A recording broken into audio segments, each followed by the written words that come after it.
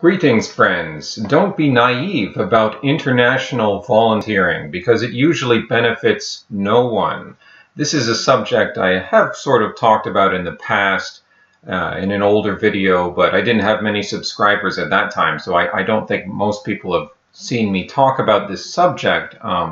It's something I do have experience in. I was very lucky, of course, lucky to have money to be able to do this, because it does take money.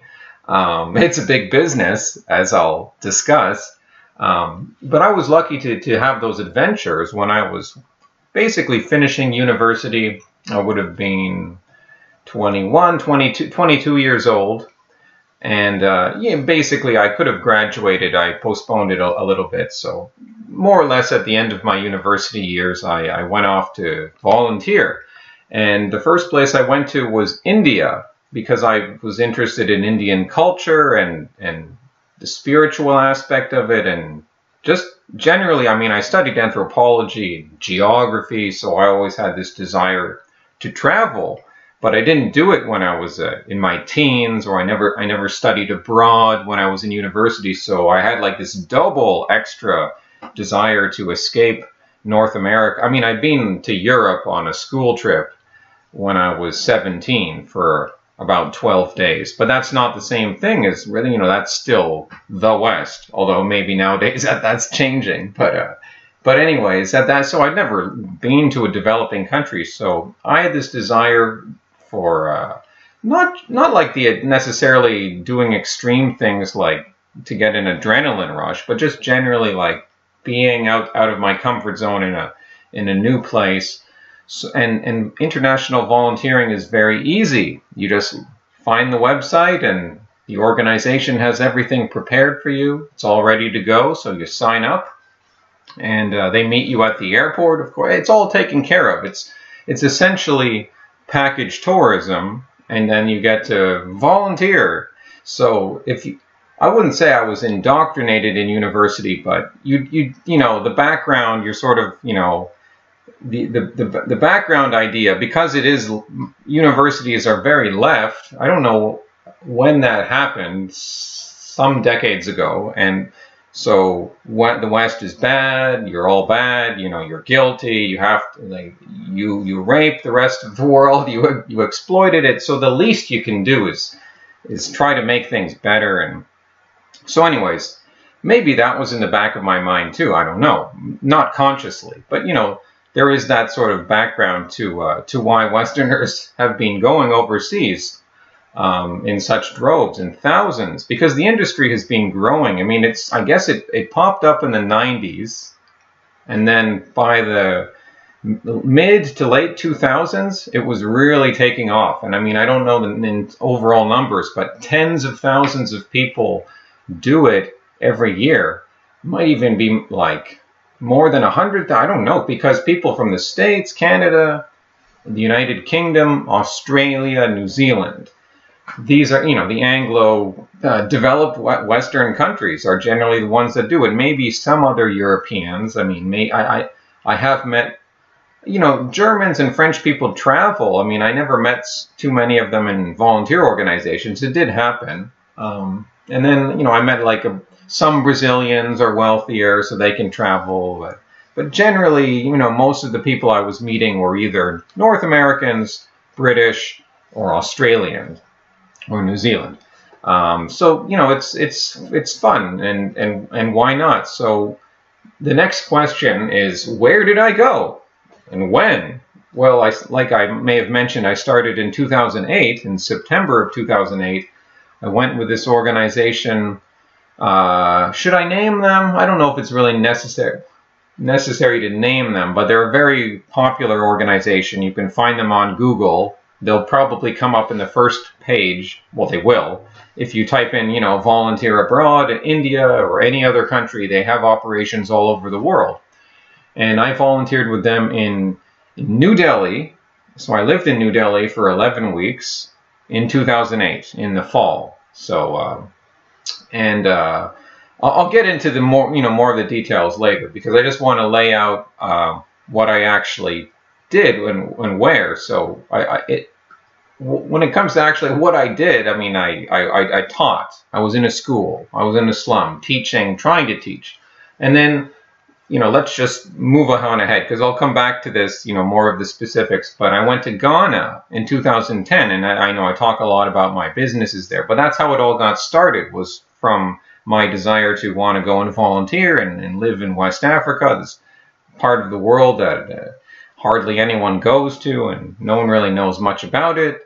So why not go there? And I don't know. And I also was teaching there, older kids, maybe in grade 5, grade 6, that kind of level, like around 12 years old. And I did that for 8 or 9 weeks the first time in 2010. So 11 weeks in India, and then fast forward another like 9 weeks in Ghana. Then I came back the next year in 2011, and I volunteered another 5 or 6 weeks. But that's not all the time I was in Ghana. I mean, I stayed in Ghana, of course, after that, but that's just the time I was volunteering there. But you see, it sort of overlapped a bit, because also in 2010 and in 2011, I was in Tanzania. I was volunteering in Tanzania for 9 or 10 weeks. I'm starting to lose track in 2010. Because I did that right after Ghana with the same organization. I flew from Ghana to Tanzania. And I also was teaching. So I did teaching India, teaching Ghana, teaching Tanzania. Tanzania with young adults. And again, I came back the next year. Just like I came back to volunteer in Ghana, I went back to Tanzania twice. I mean, again, in 2011, although that time, just like in Ghana, I didn't volunteer quite as long. I was only there for 5 weeks. But again, teaching young adults, English mostly. Well, yeah, just English in the case of Tanzania. And then I took kind of I didn't really take a break. By 2012, by the beginning of 2012, I was in Peru volunteering there. And I spent 16 weeks in Peru. Most of that time I was, volunteering. It was about maybe 14 weeks volunteering in two different construction projects. And I was also studying Spanish there, but that's not related to volunteering itself. So then Colombia was the last country I volunteered in late 2012, just for a few weeks in December of 2012. And that was the last time I ever volunteered. And by the way, that experience in Colombia, most of that time I was in a soup kitchen for homeless people, but I was supposed to be working in a construction project, but there was no construction project, so I had to just make do. So there you have it, the layout. I've been very blessed to be able to buy the plane tickets and do all this stuff and be healthy enough to travel to these other continents and live there and psychologically adjust and adapt to different cultures, which I can tell you can be challenging. What was my experience overall at these projects? Well, like I said in the beginning of the video, it doesn't, usually it doesn't benefit anyone. So it's kind of a pessimistic outlook. There are benefits to volunteering, but usually not to the local people. Usually, some people say it makes things worse. It could in certain situations, but generally, to me, it's just a flow of people coming and going, and nothing really changes. So it certainly doesn't benefit anyone too much. And I don't mean this to sound negative towards women, but I'm just saying that women basically make up most of the international volunteers, 75% for sure. And probably most of the management too. I mean, rarely did I ever encounter like men.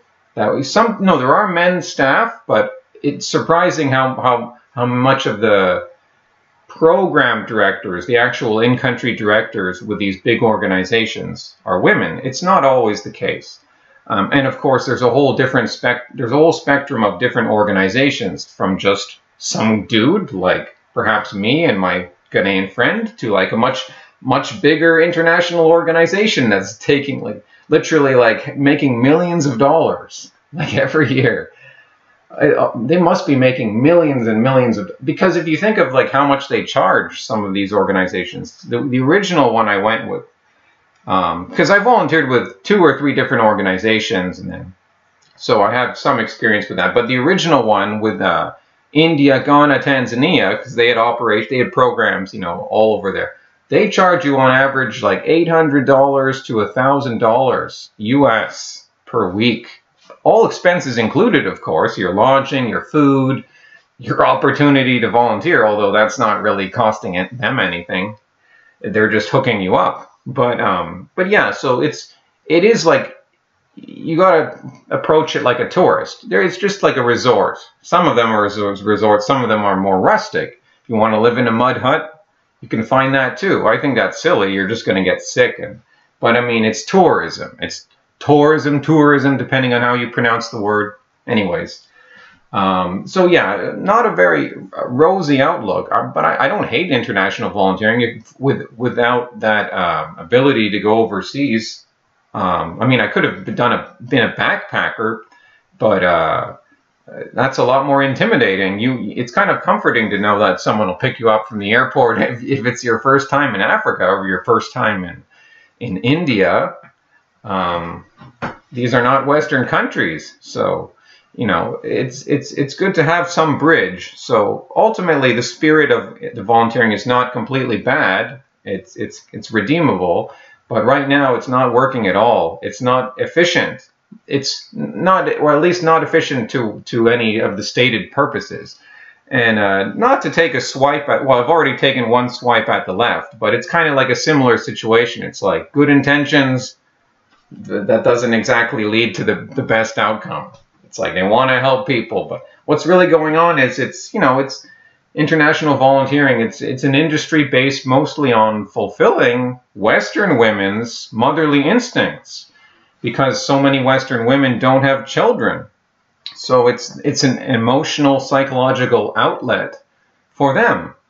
And at its best, international volunteering leads to enduring and fruitful relationships between us Westerners and those who are in another world. And at its worst, international volunteering is just a form of poverty tourism, which has no benefit for the local community. And in some situations, like I said, people say it could make things worse. And how could it make things worse? Well, imagine that you think you're volunteering at an orphanage. Some people are so naive. Can you imagine how naive 18-year-olds are, or even adults, even old people? A lot of churches are taken advantage of, small churches. But like imagine you go to an orphanage and you think they're real orphans. They might not be real orphans. They might have parents. They might be rounded up just to make a show that you think, oh, this is so great and I'm helping these orphans. It's like, no, he has parents. Like again, it could often be a woman. But because women have that, they're seen as the motherly, the caring, nurture, and they are. That's why an orphanage is often directed by a woman. But there's evil ones. I'm just saying, there's evil ones that it's like they're doing it all for money, and that's certainly the case in Ghana. I know specifically of some church in Alabama that's completely getting taken advantage of, and they're paying for all of this stuff. Like we Westerners, we pay for all this stuff, but in the end, it's like, if we're getting taken advantage of, it's like that's your own fault, because the church in Alabama, they only come to visit for a week. They don't spend more than a week. So of course you're not going to see what's really going on. And that's generally the case with these volunteer organizations. It's like maybe they have good intentions, kind of, but it's so naive, because they'll only send someone to look for a few days, and then that person will leave. And then so during those few days, of course, everything has to be clean and the volunteer household is good. And the thing that frustrates me, this happened in Colombia, the real sham, because I signed up for a construction project which essentially did not exist. I mean, there wasn't anything happening there.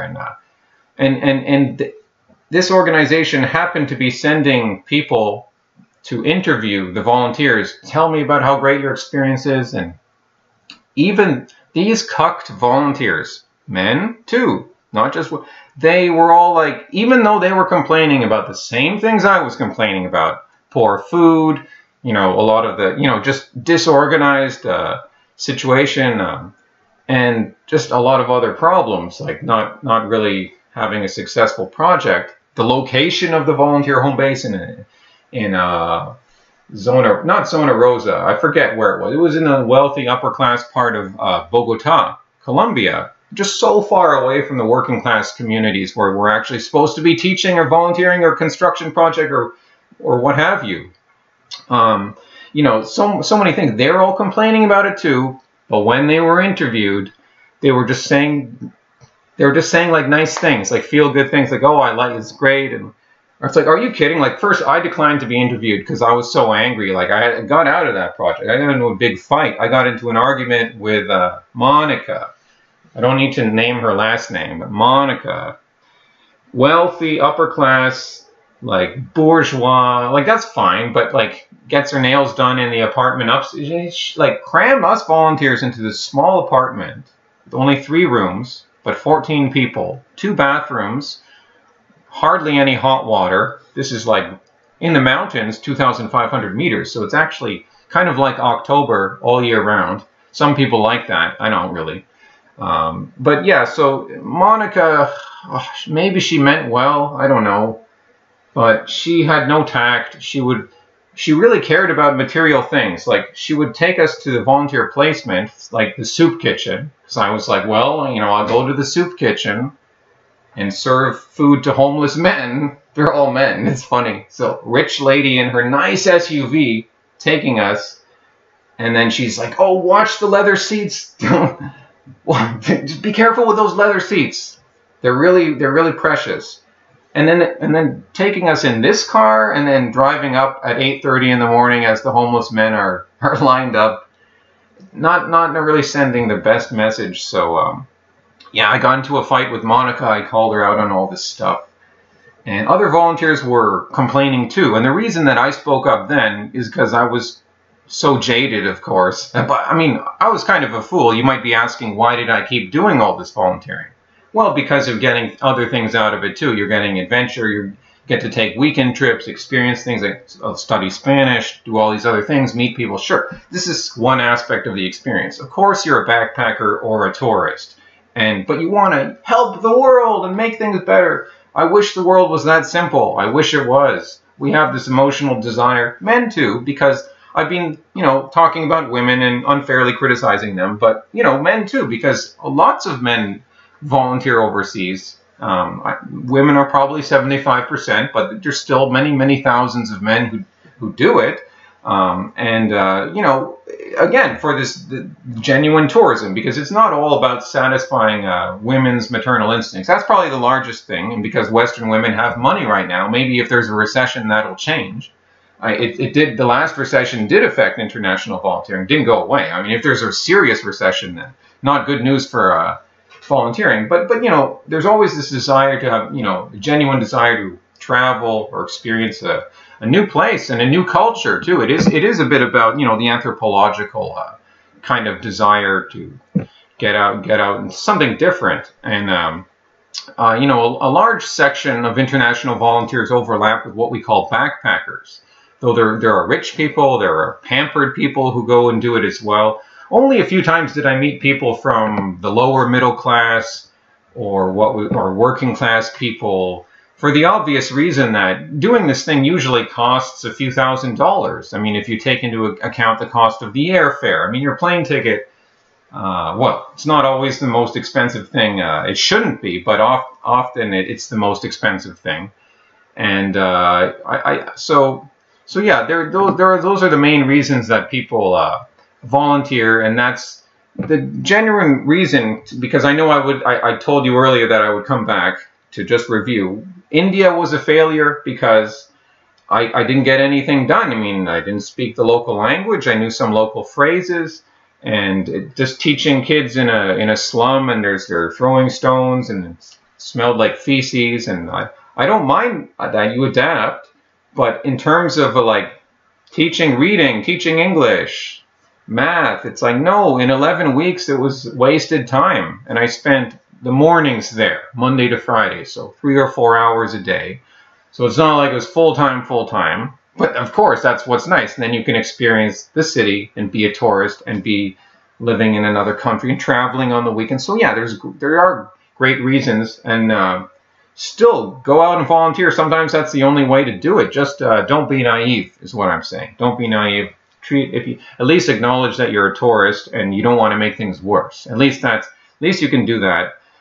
Because I'm actually going to probably get into this business myself, which is funny because I'm criticizing it in this video. But the funny thing is I could foreseeably get into it myself with this guest house that I have in Ghana. That was kind of the original reason that my friend Blinksman and I constructed it. But then we got into all these other businesses that should make more money, that it's like, oh, well, that doesn't even really matter. But then that's fine, because then we can take the money we made from other businesses and like, okay, really make sure people have a good experience and have more time to at least put them in places where there's more possibility that they could at least have a good time and maybe make an enduring relationship that leads to some positive growth. But you you might think I'm jaded, of course.